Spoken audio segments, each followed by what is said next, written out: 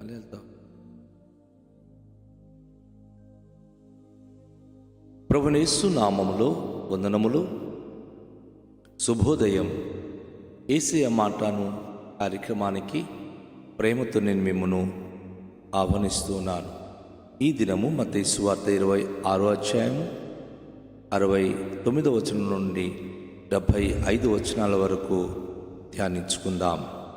పేతురు వెలుపట్ట ముంగిట కూర్చుండి ఉండగా ఒక చిన్నది అతని యొద్దకు వచ్చి, నీవును గలిలయులకు యేసుతో కూడా ఉంటివి కదా అనెను. అందుకతడు, నేనుండలేదు, నువ్వు చెప్పు సంగతి నాకు తెలియదని అందరి ఎదుట అనెను. అతడు నడువలోనికి వెళ్ళిన తరువాత మరి ఒక చిన్నది అతనిని చూచి, వీడును నజరేయుడగు యేసుతో కూడా ఉండెనని అక్కడ వారితో చెప్పగా, అతడు ఒట్టు పెట్టుకొని, నేను ఉండలేదు, ఆ మనుషుని నేనెరుగనని మరలా చెప్పును. కొంతసేపు అయిన తర్వాత అక్కడ నిలిచి ఉన్నవారు పేతురు వద్దకు వచ్చి, నిజమే, నీవును వారిలో ఒక్కడవే, నీ పలుకు నిన్ను గూర్చి సాక్ష్యమించుచున్నదని అతనితో చెప్పిరి. అందుకు అతడు ఆ మనుష్యుని నేనెరుగనని చెప్పి శపించుకొనుటకును ఒట్టు పెట్టుకొనుటకును మొదలు పెట్టెను. వెంటనే కోడి కూసెను. కనుక కోడి కూయక మునుపు నీవు నన్నెరుగనని ముమ్మారు చెప్పుదవని యేసు తనతో అనిన మాట పేతురు జ్ఞాపకము తెచ్చుకొని వెలుపలికి పోయి సంతాపపడి ఏడ్చెను. కనుక కోడి కూయక మునుపు నీవు నన్నెరుగనని ముమ్మారు చెప్పుదవని యేసు తనతో అనిన మాట పేతురు జ్ఞాపకము తెచ్చుకొని వెలుపలికి పోయి సంతాపపడి ఏడ్చెను. దేవుని యొక్క ప్రియ బిడ్డలారా, యేసు ప్రభు వారి శిష్యుడైన పేతురు యేసు ప్రభును గురించి అబద్ధము చెప్తాడని ఒక సందర్భంలో యేసు ప్రభు వారు, నువ్వు ముమ్మారు నా గురించి ఆయన ఎవరు నన్ను ఎరగనని చెప్పే వరకు కోడి కూయదని చెప్పి, కోడి కూయక మునిపే ఆయన ఎవరు నాకు తెలియదని నువ్వు చెప్తావని చెప్పిన మాట ప్రకారంగా ఇప్పుడు పేతురు జీవితంలో జరిగినవి. తీర్పు తీర్చుచున్న పిలాతు యొక్క యాజకుని యొక్క ఇంటి ముంగిట మహాసభ సెనడ్రిన్ సభ ఎదుట ఆయన నిల్చున్నప్పుడు కొంత దూరమున సైనికుడు వచ్చి ఆయనను అడుగుతున్నాడు, నువ్వు యేసు ప్రభు శిష్యులలో ఒకడివే కదా అని, నువ్వు ఎవరి గురించి మాట్లాడుతున్నావని అబద్ధం చెప్తున్నాడు పేతురు. అసలు ఆయన ఎవరు నాకు తెలియదు, ఆయనకి నాకు సంబంధమే లేదు అని. ఆ ఇంటి పని మనిషి బయటికి వచ్చి పేతురును చూచి, నిజమే, ఈయన యేసు ప్రభు శిష్యులలో ఒక్కడు, అది మాకు తెలుసు అని చెప్పినప్పుడు ఆ పని మనిషిని గద్దిస్తూ, ఎవరి గురించి నువ్వు మాట్లాడుతున్నావు, ఆయన అస్సలు నాకు తెలియదు, ఆయన ఎవరో నాకు తెలియదు అని యేసయ్య గురించి మరలా రెండో మారి అబద్ధం చెప్పాడు. ఇక తర్వాత ఆయన అక్కడ నిల్చుంటే ఆ నిల్చున్న వారిలో కొందరు అన్నారు, లేదు లేదు, నిజమే, నువ్వు యేసు ప్రభు వారి శిష్యులలో ఒక్కడివి, యేసయ్య శిష్యులలో నువ్వు ఉండడం మేము చూచాము అని చెప్పి వారు చెప్పినప్పుడు ఆయన తనకు తాను శపించుకుంటూ తనకు తాను అనేక విషయాలు ఒట్టు పెట్టుకొని యేసు ప్రభు ఎవరో నాకు తెలియదు అని చెప్పడం మొదలుపెట్టాడు. అప్పుడు కోడి కూసినప్పుడు తనకు గుర్తుకొచ్చింది, కోడి కోయక మునుపు ముమ్మారు ఆయన ఎవరో నేను ఎరుగని నువ్వు అబద్ధం చెప్తావని అని ఆ మాట గుర్తు తెచ్చుకొని సంతాపపడి ఏడ్చి బయటికి వెళ్ళిపోయాడు. నా ప్రియ సహోదరి సహోదరుడా, ఇలాంటి సిచ్యువేషన్స్ కొన్నిసార్లు మన జీవితంలో ఎదురవుతూ ఉంటుంది. నువ్వు క్రైస్తవుడా, నువ్వు క్రీస్తుకు సంబంధించిన వాడా అని ఎవరైనా కనుక మనకు ప్రశ్నించినప్పుడు మనం ఆ శిలువ శ్రమ దగ్గర, యేసుప్రభు దగ్గర ఉండక్కర్లేదు. మన ఊళ్ళో ఉన్నా, మన వీధిలో ఉన్నా, ప్రజా సమూహాల్లో మనం ఉన్నా, మీరు దేవుని బిడ్డల కదా అంటే కొంతమంది సిగ్గుపడిపోయి, అబ్బేబే ఏమి లేదు, నేను అప్పుడప్పుడు చర్చి అప్పుడు ఏదో వెళ్ళిపోయాను అని చెప్పి తప్పించుకోవడానికి ప్రయత్నాలు చేస్తూ ఉంటారు. అసలు దేవునికి వారికి సంబంధము లేనట్టుగా మాట్లాడుతూ ఉంటారు. ఎంత దారుణము! పేతురు ఒక మోడల్ రోల్గా మన ముందు ఉన్నాడు. ప్రాణం పోయినా నేను మిమ్మల్ని విడిచిపెట్టను అని చెప్పిన వ్యక్తి ముమ్మారు ఆయన ఎవరో నాకు తెలియదు, ఆయనతో నాకు అసలు సంబంధమే లేదు అని చెప్పగలుగుతున్నాడు అంటే ఎంత దారుణమో అది ఆలోచించాలి. ఎంత ఘోరమో అది మన జ్ఞాపకం చేసుకోవాలి. సో దేవునితో వెంబడించి జీవిస్తున్నవాడు ముందుగా గనుక డప్పు కొట్టుకొని మనం నిజమైన క్రైస్తులము, ఇలా చేయాలి అలా చేయాలని మాట్లాడిన వ్యక్తులు సరైన సమయం వచ్చినప్పుడు తప్పించుకుంటారండి.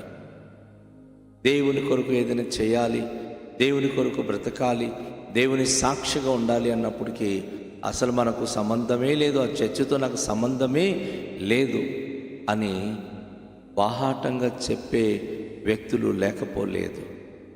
ఏంటి అసలు ఏమవుతుంది అంటే అంతే, ఈ బొంకేటటువంటి అనుభూతులు, స్వార్థముతో కూడిన జీవితాలు, ఇక్కడ భయముతో కూడిన జీవితాలు.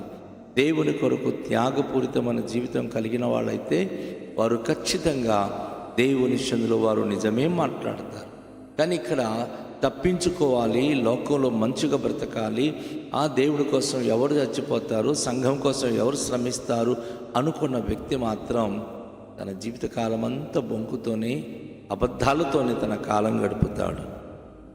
ఇక్కడ పేతురు యేసు ప్రభును ఎంతో ప్రేమించి తనతో పాటు చనిపోతానని బాహాటంగా చెప్పిన వ్యక్తి సమయం వచ్చింది, అసలు ఆయన ఎవరో నాకు తెలియదు అని చెప్పి ఆయన స్పష్టంగా చెప్పగలుగుతున్నాడు అంటే ఎంత ఘోరమైన పరిస్థితులు ఇక మనం గమనిస్తూ ఉన్నాం. సో ఈ సమాజంలో చాలాసార్లు మనకు ఎదురవుతున్న దుఃఖాలు, కష్టాలు, బాధల్లో యేసు ప్రభును విడిచిపెట్టి యేసు ప్రభు వారు ఎవరో మనకు తెలియదు అని మన జీవితం ద్వారా నటించుకుంటూ జీవిస్తూ ఉంటామే, అది చాలా తప్పు. ఎందుకంటే దేవునికి నువ్వు నమ్మిన తర్వాత తన రాజ్యానికి వారసునిగా దేవుడు చేశాడు. ఆ రహస్యము తెలుసుకున్న అపోస్తలుడు పేతురు అంటాడు, నా మట్టుకైతే బ్రతుకుట క్రీస్తే, చావైతేనే లాభము. ఎందుకంటే చనిపోతే నా యేసు ప్రభువారు ఎక్కడున్నాడో అక్కడికి నేను నేరుగా వెళతాను. ఆయన రాజ్యంలో సంతోషంగా నేను ఆయన ముఖము చూస్తూ నేను జీవిస్తాను. శరీరంలో ఉన్నంత కాలమే ఆయనకి దూరం, కానీ ఈ శరీరం విడిచిపెట్టిన పిమ్మట నేను ఆయనకి దగ్గరై ఆయన దగ్గరికి వెళ్ళి నేను జీవిస్తాను అని చెప్పి తనకున్న ఆశను తెలియచేస్తున్నాడు. కనుక ప్రియులారా, ఈరోజు దేవుని వర్తమానం వింటున్న మనము ఈ యొక్క సంఘటనలో యేసు ప్రభువారు పేతురుతో ఉన్న బంధాన్ని, ప్రాణభయముతో తన ప్రాణాన్ని దక్కించుకోవాలని యేసు ప్రభు ఎవరో నేను ఎరుగను అని చెప్పి అబద్ధం చెప్తున్నాడు. క్రైస్తవ విశ్వాస జీవితంలో నీకొచ్చే ప్రతి పరిస్థితుల మధ్య నువ్వు ఏమని చెప్పగలుగుతున్నావు? నేను దైవ బిడ్డను, నేను దేవుని సంబంధిని, నా ప్రభు యొక్క చిత్తాన్ని నేను నెరవేర్చాలని ధైర్యంగా చెప్పగలుగుతున్నావా? లేకపోతే ఆయన ఎవరో నాకు తెలియదు అని చెప్పగలిగే స్థితిలో ఉన్నావా? భక్తుడైన పౌలు తీతు అనే ఒక సహోదరునికి ఉత్తరం రాస్తూ 1 అధ్యాయం 16వ వచనంలో ఆయన అంటాడు, వారు తమ దేవుని ఎరుగుదుమని చెప్పుకుందురే గాని వారు అపవిత్రులను, అసహ్యులను, ప్రతి సత్కార్య విషయంలో వారు దేవుని ఎరుగమన్నట్టున్నారు అని చెప్పి, దేవుని కార్యముల గురించి ఎరుగని వారు, దేవుని వాక్యము అర్థం చేసుకొనని వారు, సంఘానికి సంబంధము లేని వారే వలె జీవిస్తారు. దేవునికి వారికి సంబంధం లేనట్టుగా మాట్లాడుకుంటూ ఉంటారు. నా సహోదరి సహోదరుడా, ఈరోజు దేవుని వర్తమానం వింటున్న మీరు, నేను, మనము దేవుని వాక్యానికి హత్తుకొని ప్రాణం పోయినంత వరకు మనము ఆయనకు ప్రియమైన బిడలుగా, ఆయన చిత్తాన్ని అనుసరించి నడుచుకునేవారుగా ఉండాలి. ఏ పరిస్థితుల్లో కూడాను యేసును మనము అబద్ధాలు చెప్పి ఆయన మార్గాన్ని తప్పుకొని తిరగాలి అని భావన పెట్టుకోకూడదు. అది తగినటువంటి జీవితము కాదు. పరిశుద్ధుడైన దేవుడు తన కొరకు మన ప్రాణం పెట్టినప్పుడు దాన్ని మనం పొందుకుంటామని తెలియచేశారు. పరలోక రాజ్యంలో ప్రతిఫలం అధికంగా ఇస్తానని మాట ఇచ్చాడు. పేతురు ఈ విషయంలో తప్పిపోయి చాలా ఏడుస్తూ తను తొలగిపోయి బాధపడుతూ ఉన్నాడు. అవును, మన జీవితాల్లో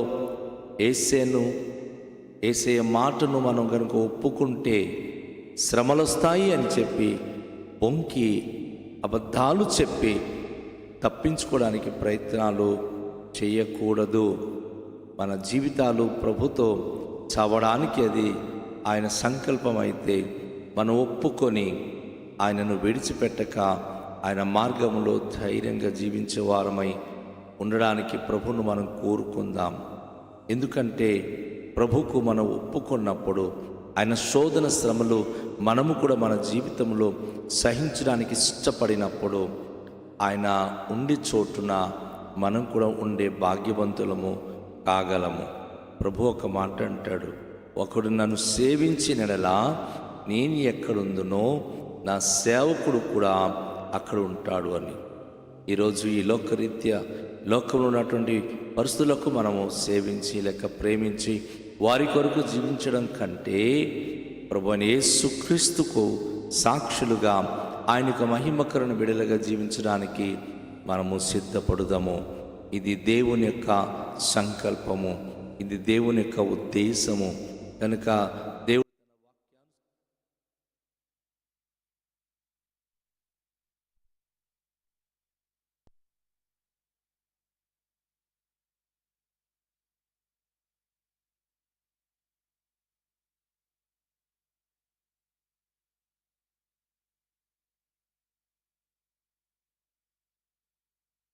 అనుగ్రహించండి. మేము తీసుకున్న తీర్మానములు మా జీవిత కాలం అంతా కూడా కట్టుబాటై ఉండి మీ కొరకు త్యాగపూరితమైన స్థితి జీవితము కలిగి ఉండే భాగ్యం అనుగ్రహించుమని ప్రార్థించుదాం. మికిలి దయగల పరలోకపు తండ్రి, మీ పరిశుద్ధ నామానికి స్తోత్రాలు.